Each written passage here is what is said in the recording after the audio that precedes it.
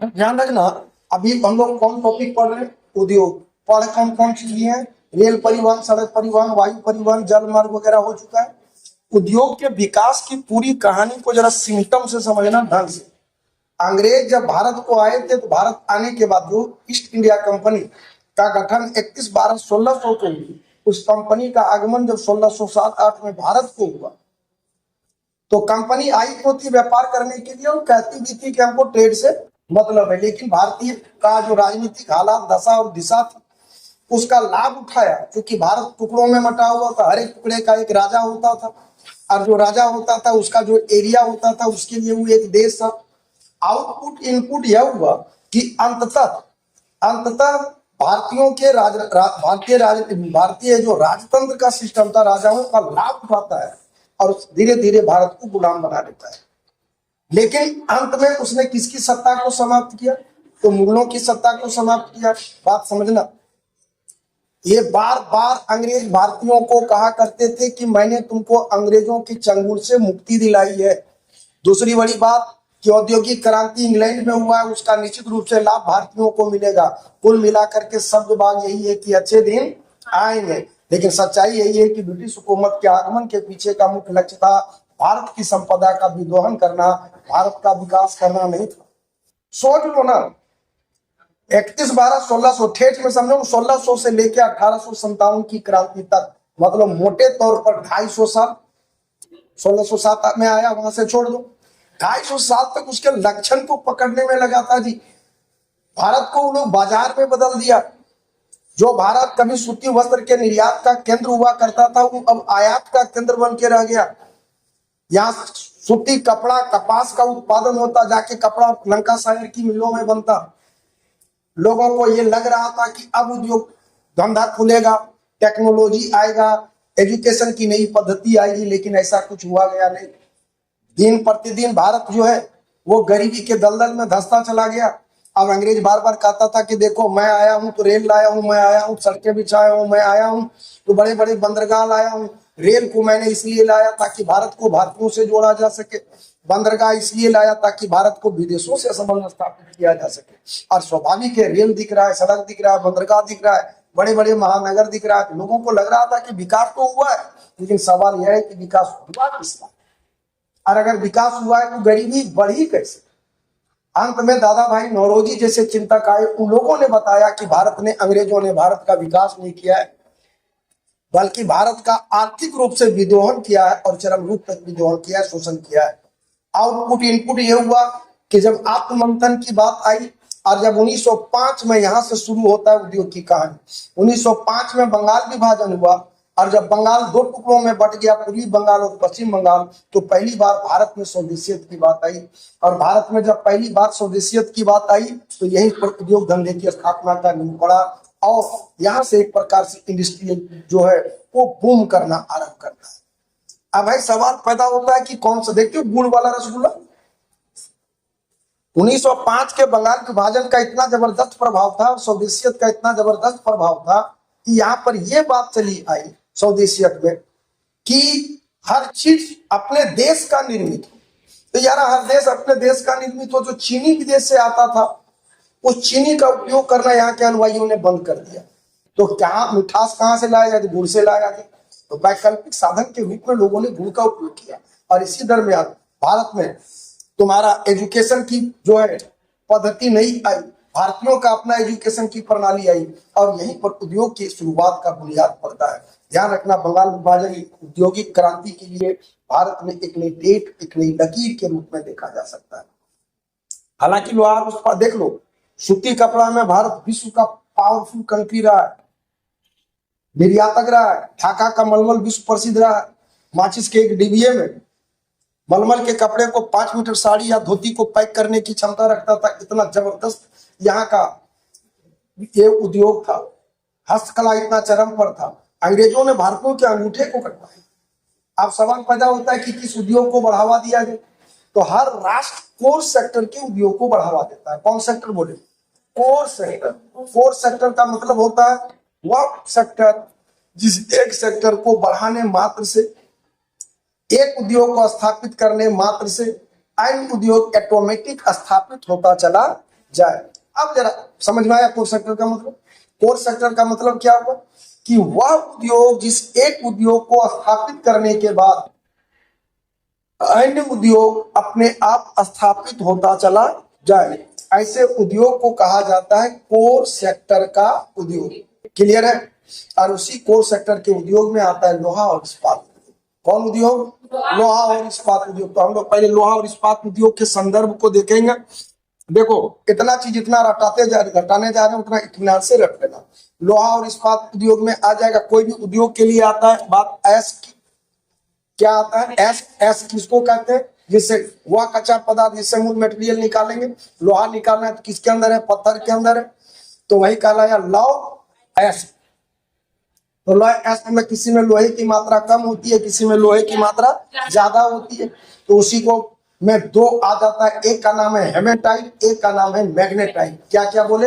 Haematite और magnetite. क्या क्या बोले? हेमेटाइट। तो यहाँ कोड दिमाग में रखना, हम हा से हो गया हेमेटाइट, मां से हो गया मैग्नेटाइट। क्लियर कट है?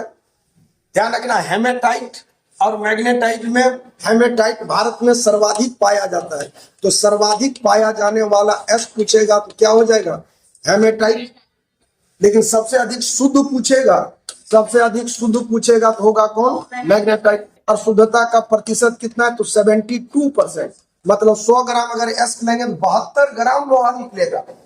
तुम चल जाओ झारखंड का बड़बीर, सरबीर, डोंगवा, कोसी, जो पहाड़वन देखने को नजर आएगा तो पहाड़वा पत्थरे खैर भाई। हम लोग खान का मतलब लगता है कि जमीन के अंदर घुसेंगे, काट काट के कोयला काटने टाइप पे निकालेंगे, उसकी जरूरत नहीं है। ये पत्थर में है भाई। बात समझ में आ रहा है? ये लौह एस किसमें? पत्थर में। और ऊपर का जो छिलका छील के अलग कर देता है वो कहलाता है फाइन्स। वो क्या कहलाता है? फाइन। तो लौह एस वही जो निकालता है ऊपर पड़ा हुआ है। तो सोचो ना, असुर जनजाति वाले लोग लोहा निकालते थे, असुर जनजाति वाला कहाँ जानता था? कैसे जाना कि लोहा? चूल्हा पारता था पत्थरवा से। खाना बना रहा है, मान लो कबीला खाना बन रहा है, 100-200 आदमी बना है, बड़ी देर तक पत्थरवा रहेगा वहीं। अब देख क्या रहा है कि आग लगाने के बाद थोड़ी देर पत्थरवा से कुछ निकल रहा है, ठंडा रहा है तो बड़ी मजबूत हो रहा है। ऐसे करके धोखा से लोहा निकालना असुर जनजाति वाला लोग सीखा। बात समझ में आया? अब है कि तो दो एस बोले, एक का नाम हेमेटाइट, एक का नाम मैग्नेटाइट। एक का नाम, दूसरे का नाम, एक का नाम, दूसरे का नाम सर्वाधिक शुद्ध मैग्नेटाइट, सर्वाधिक पाया जाने वाला हेमेटाइट। अब है कि ये पाया कहाँ जाता है? तो झारखंड उड़ीसा के बॉर्डर पर और मध्य प्रदेश महाराष्ट्र के बॉर्डर पर। तो दिमाग में रखना, JUMM, झारखंड उड़ीसा मध्य प्रदेश महाराष्ट्र। बोलो, झारखंड उड़ीसा मध्य प्रदेश महाराष्ट्र, झारखंड उड़ीसा मध्य प्रदेश महाराष्ट्र, झारखंड उड़ीसा मध्य प्रदेश। तो झारखंड उड़ीसा के बॉर्डर को कहा जाता है जामदा कॉम्प्लेक्स। कौन कॉम्प्लेक्स? बोलो, Jamda complex, Jamda complex, Jamda complex. Jharkhand Orissa border के एरिया को क्या बोले? जामदा कॉम्प्लेक्स। तो झारखंड उड़ीसा ना देकर के जामदा कॉम्प्लेक्स देगा तो भी होगा। क्लियर है? तो दो पेटी हो गया। विश्व का सबसे बड़ा रेंज है Jharkhand Orissa range, Madhya Pradesh Maharashtra range. Law S का जबरदस्त पट्टी के रूप में जाना जाता है। आप जरा सोचना, लोहा इस्पात उद्योग में एक अब आ जाता है कि कब कब इंडस्ट्री की शुरुआत हुई। तो सबसे पहले आ गया Tata iron and steel company. एकदम जो ठेठ में रटा रहे पहले रट को, क्या हम बोले? Tata iron and steel company. तो इसको हम लोग शॉर्ट में बोलते हैं टिस्को। क्या बोलते हैं? टिस्को आया कब? 1907 में। ऐसे ही एक आ गया Indian iron and steel company, इसको 1919 में। एक आ गया Mysore iron and steel company, MISCO, ये आ गया 1923 में। अब बोलो बोलो, किसको? किसको? मिस्को। किसको? इसको मिस्को। किसको? इसको मिस्को। किसको? इसको मिस्को बराबर 7, 19, 23। किसको? इसको मिस्को, किसको? इसको मिस्को बराबर 7, 19, 23। किसको? इसको मिस्को बराबर 7, 19, 23। डन है। अब देखो, ये जो Mysore iron and steel company, ये कहाँ है? ये कर्नाटक में। कहाँ है? कर्नाटक में। कर्नाटक की क्या फंडा है यार? कर्नाटक में लोहेस्ट तो है, लेकिन लोहा गलाने के लिए कोयला चाहिए हार्डको, वो कोयले नहीं। तो अब दो ही ऑप्शन है, या तो कोयला ढोके ले जाओ या तो लोहेस्ट को ढोके लाओ। अब ढोके ले जाओ या ढोके लाओ, दोनों कंडीशन में ट्रांसपोर्टिंग कॉस्ट जुड़ेगा कि नहीं। अब जब ट्रांसपोर्टिंग कॉस्ट जुड़ेगा तो मतलब प्रोडक्ट महंगा होगा कि नहीं, हाँ या ना। तो इस समस्या का समाधान निकाल दिया था किन्होंने, जो निकाला था विश्वेश्वरैया, उनका नाम मोचकुंडम विश्वेश्वरैया नाम। तो उन्हीं के सम्मान में नाम बदल के इसका कर दिया गया Mysore iron and steel company का विस्को। क्या कर दिया गया, विस्को। तो ध्यान रखना, टिस्को इसको मिस्को बराबर विस्को। डन डना डन डन। टिस्को इसको मिस्को बराबर विस्को। टिस्को इसको मिस्को बराबर विस्को। क्लियर है, आया ना। टिस्को इसको मिस्को बराबर 7 19 23। टिस्को इसको मिस्को बराबर 7 19 23। अब विस्को बराबर विस्को, रटा गया। अब आया कि भारत में टेक्नोलॉजी नहीं है और कोई भी राष्ट्र टेक्नोलॉजी देना चाहता नहीं है, तो विभिन्न राष्ट्रों के सहयोग से भारत में कंपनियों की स्थापना की गई। तो कौन कौन राष्ट्र है जो इसको सहयोग किया, तो उसका मैं देखना, इस कोड को दिमाग में बढ़िया से बैठा लेना। देख इतने में कौन राजपाट है, पूछेगा इतना ही से, बाकी पीडीएफ दिखा देंगे, समझ में आ जाएगा। कोड दिमाग में रखना, बोलो राज दाब भार भार भार। पूछने के बाद बीच में एक लकीर डाल लो, आंसर निकाल लो। कि जगह का नाम हुआ जहां पर है, आपको उस देश का नाम है जिसके सहयोग से स्थापना किया गया। तो राउरकेला है जर्मनी के सहयोग से, राउरकेला राज हो गया। दुर्गापुर है ब्रिटेन के सहयोग से, किसके सहयोग, और भिलाई है रूस के सहयोग से। हाँ, राज राउरकेला जर्मनी, दाब दुर्गापुर ब्रिटेन, भार भिलाई रूस, राज दाब भार, राज दाब भार। राउरकेला जर्मनी, दुर्गापुर ब्रिटेन, भिलाई रूस, राज दाब भार। राउरकेला जर्मनी, दुर्गापुर ब्रिटेन, भिलाई रूस, राज दाब भार, राज दाब भार। राउरकेला जर्मनी, दुर्गापुर ब्रिटेन, भिलाई रूस। एकदम ओके हो, हरिया गया, रटा गया, आया ना। अब आ जाओ तुम लोग पीडीएफ पर, यहां तक रटा गया। JUMM झारखंड उड़ीसा मध्य प्रदेश महाराष्ट्र। उसके बाद आ गया टिस्को इसको मिस्को बराबर विस्को। सबसे अधिक पाया जाने वाला एस्क हेमेटाइट, सर्वाधिक शुद्ध एस्क मैग्नेटाइट। मैग्नेटाइट में शुद्धता का प्रतिशत 72%। एकदम ओके हो। अब ले लो, औद्योगिक नीति 1991 में बना। लाइसेंस का उल्लंघन, पहले हर चीज के लिए लाइसेंस चाहिए, राशन दुकान के लिए बटखरा रिन्यूअल कराना पड़ता था। तो ये सब समाप्त हुआ है 1991 में। 51% तक निवेश किया जा सकता है। कस्टम शुल्क में कमी आई, बंद इकाई जो घाटा चल रहा था उसको बंद कर दिया गया। शेयर बाजार के माध्यम से पैसा निवेश, उदारीकरण की नीति। उदारीकरण मतलब, उदारीकरण का सुनो, उदारीकरण का मतलब हुआ कि चलिए आइए आप हमारे राष्ट्र में पूंजी लगाइए, बात समझ में, इंडस्ट्री खड़ा कीजिए, दैट इज उदारीकरण। पहले था कि हम नहीं लगाने थे। कारण क्या है कि तुम आ रहे हो मेरे देश के अंदर यार, तो बट नेचुरल है कि तुम्हारे पास क्या ज्यादा होगा, तुम्हारे पास टेक्नोलॉजी ज्यादा होगा, हमसे बेहतर टेक्नोलॉजी होगा। तो हमारा प्रोडक्ट जो है वो कौन लेगा, तुम्हारा प्रोडक्ट मशीन का सस्ता भी होगा और हमसे अच्छा भी होगा। चाइनीज बाइक, इमेजिन कर लो, चाइनीज बाइक 12 से 15 हजार में ऑन रोड ला रहा हूं और 1 लीटर में 105 किलोमीटर एवरेज। आप बतलाओ, यहां साइकिल तक बिकता की बाट लगा देता नहीं हीरो होंडा तुरंत सबको। तो यही पहली बात है कि किसको हमको आने देना है, किसको नहीं आने देना, ये टोटली डिपेंड करेगा हमारी विचारधारा पर, हमारी सोच पर। क्लियर कट है। तो यहाँ पर यही उदारीकरण है। दूसरी पंचवर्षीय योजना में मुख्य रूप से जोर दिया भारी उद्योग के ऊपर। तीसरी पंचवर्षीय योजना में ध्यान रखना, ये आ जाता है सोवियत संघ की सहायता में बोकारो में। ये तीसरी पंचवर्षीय योजना में 1973 में Steel Authority of India SAIL की स्थापना किया गया। और जो सेल की स्थापना हुई, ध्यान रखना, उसका उसके उसका ही मूल काम है समूचे भारत में स्टील को ऑपरेट करना, उसी के अंदर होगा।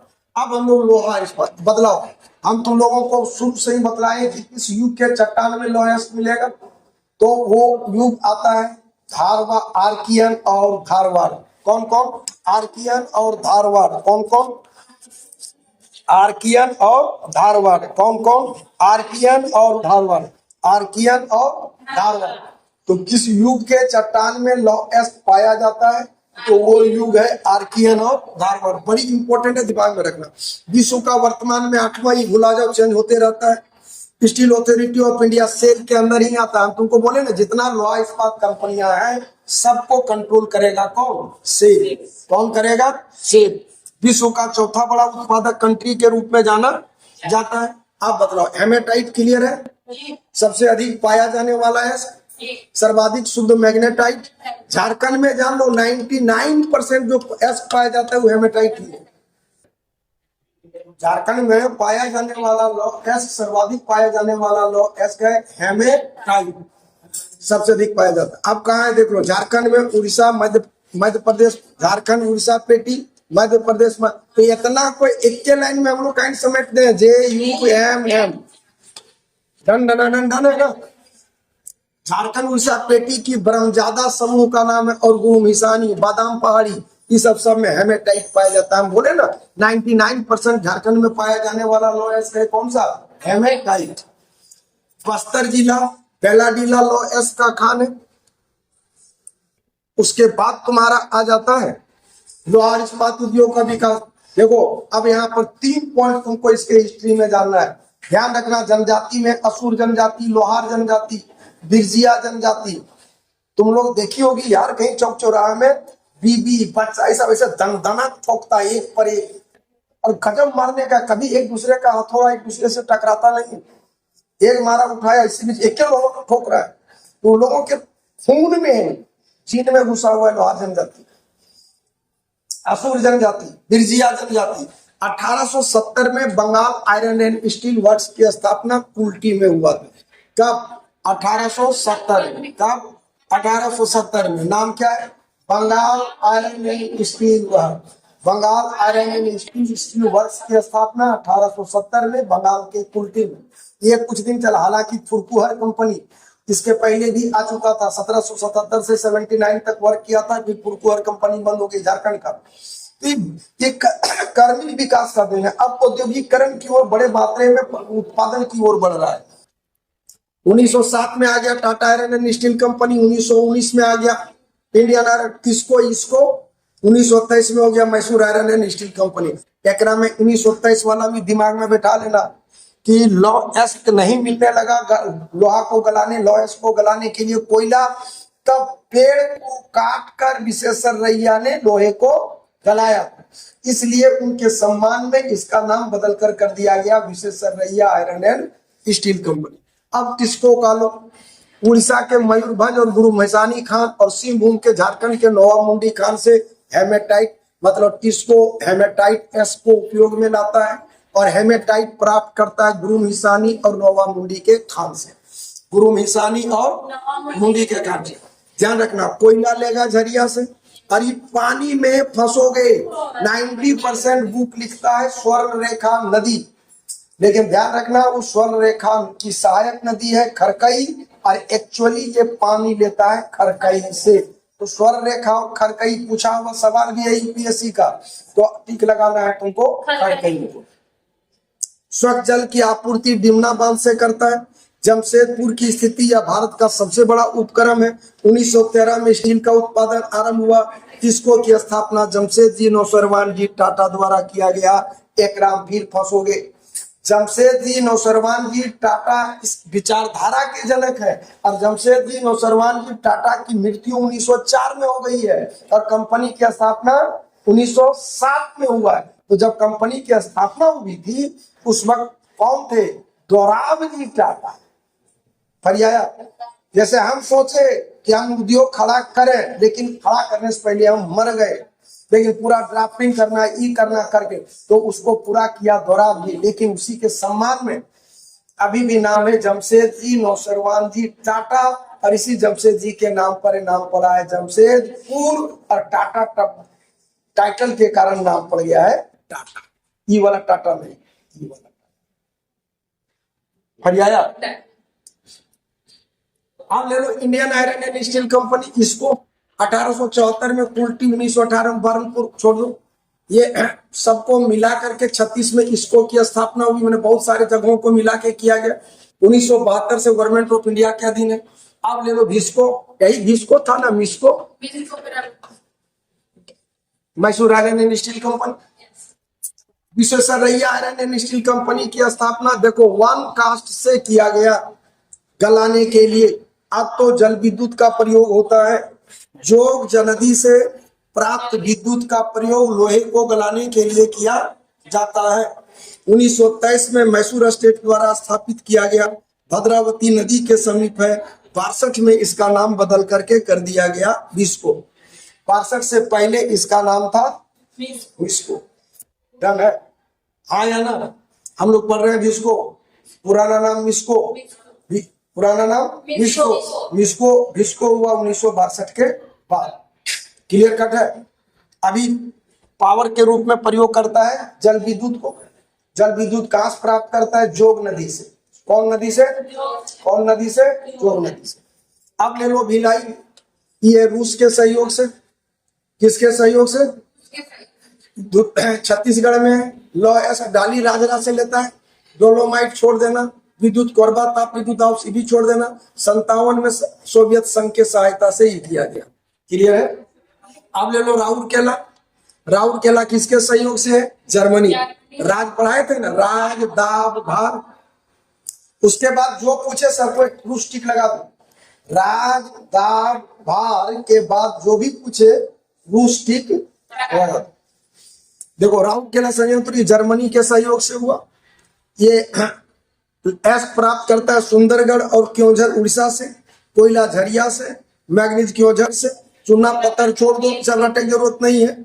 उड़ीसा के सुंदरगढ़ में 1959 में इसकी स्थापना जर्मनी के सहयोग से किया गया। अब ले लो दुर्गापुर। दाब कोड क्या बतलाए थे? दाब दुर्गापुर ब्रिटेन।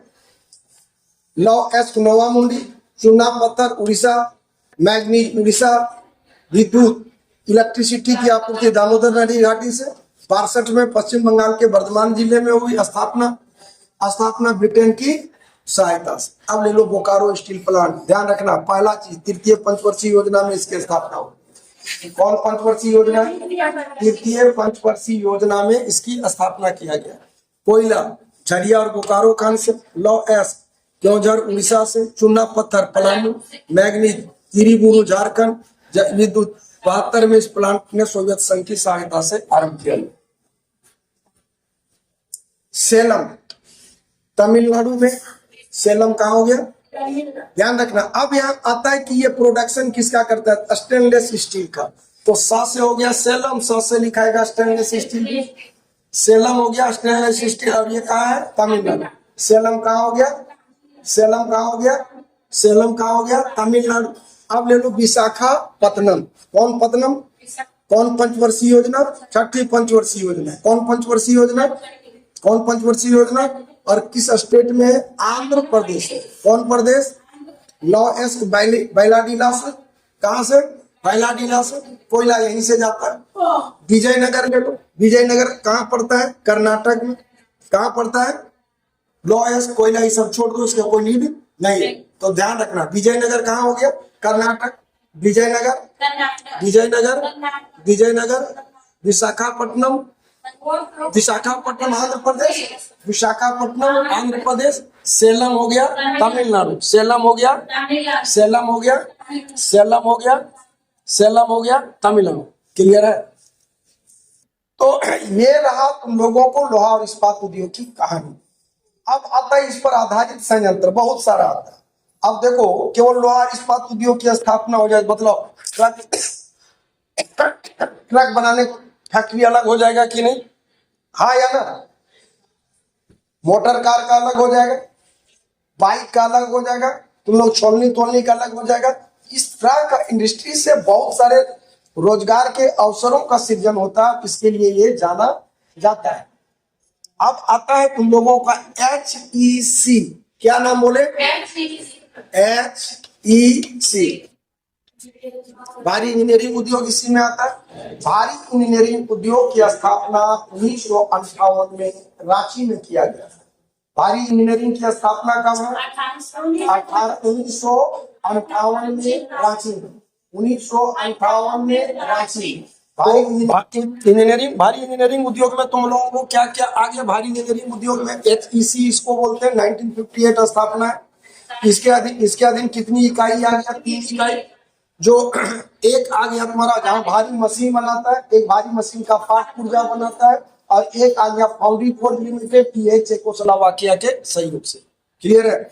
HMT घड़ी, ध्यान रखना, HMT घड़ी एक टाइम में इसका बड़ा डिमांड हुआ करता था, लेकिन HMT घड़ी का अब कोई मांग बाजार में खत्म बंदे हो गए। ये बनता कहाँ? ये बंगलौर में बनता था। बंगलौर, पिंजौर, कालमसेरी, श्रीनगर, हैदराबाद। दिमाग में रखने का आसान तरीका, जहां जहां HMT बनता था 4 जगह र अक्षर पर लास्ट करता है, समझ लो। और जो बाद है वो है हैदराबाद।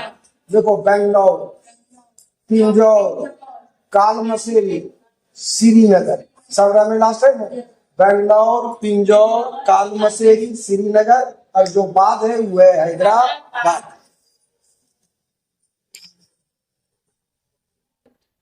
बाकी ये तो पता ही, रेल का पटरी सेल बनाता है Indian iron and steel company, Tata बनाता है। सवारी गाड़ी पैरामूट, हाँ। जलयान मतलब पानी वाला जहाज। तो पानी वाला जहाज का कुछ नहीं करो, 4 जगह है। यहाँ बम्बई है, यहाँ गोवा है, यहाँ कलकत्ता है, यहाँ विशाखापट्टनम है। 4 जगह बनता है, बम्बई, गोवा, कलकत्ता, विशाखापट्टनम।